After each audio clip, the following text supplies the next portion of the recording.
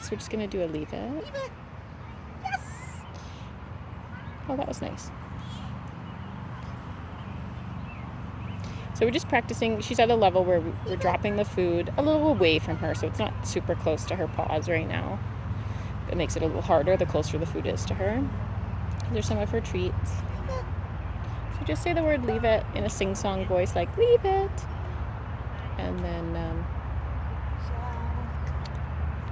And then she doesn't get the food that's on the ground. We never release them to go eat the food on the ground. We always give it to them from the other hand, because to make this behavior useful for us, we want them to actually leave alone the things that we're asking them to leave. So you would use it for, like, if you saw that she was sniffing some garbage on the side of a trail, or if she's sniffing your dinner, or some other food she's not supposed to have. You can use it at the pet store. Yes. If she use it at the pet store if she's sniffing, like, the stuff they keep at dog level. And then if she goes for it, so you've dropped it, you said leave it, and she's like, ooh, I think I might actually, do another close one so we can show. So she would that go was for good. it, I would just cover it. Yeah, so Allie would just go to, like, sometimes even if you just make a move towards covering it, like you move towards the food, the dog will actually back off because they're like, oh yeah, right, like I'm supposed to leave that. So sometimes even just your movement towards the food will get the dog to back away if it's a little too hard. So things that make this more difficult, if you want to keep practicing with her, doing it kind of randomly, like sometimes I'll just do it while we're out on walks. I'll just, like, drop a piece of cheese on the ground and say leave it, and you can also just do it while you're cooking in the kitchen. Just randomly drop stuff, ask her to leave it. Good girl.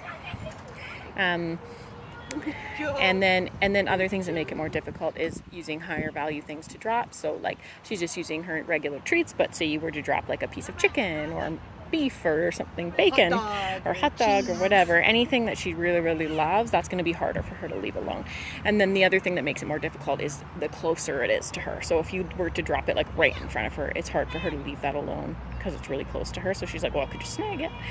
But that might be it. Real close. Well, it keeps rolling away. Yes. Good girl. It's hard to aim these ones, they bounce. They bounce and roll, yeah.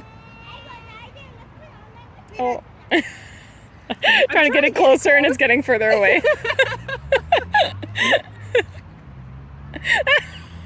Yes.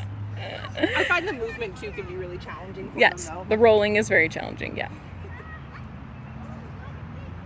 I don't think you saw that one. She's like, I didn't even see where it went. Yes. And we want them to actually make eye contact. I don't know if I said that. So we want them to make eye contact with you before you give her the yes marker to tell her that she did it correctly. So, like, she's leaving it and staring at the food. That's not the finished behavior. The finished behavior is her leaving it and then looking at you. So we like to say they're asking for permission. They turn their head towards you to ask. So if there's someone that she wants to meet, like that, so my daughter just walked by her and she was kind of interested, we want them to come back and ask, just like she's doing here. So she's coming back and getting a treat, and then you can release her to go say hi if you want to.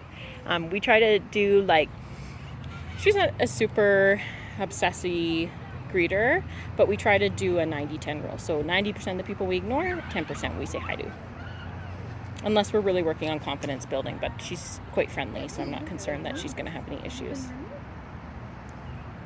Good girl.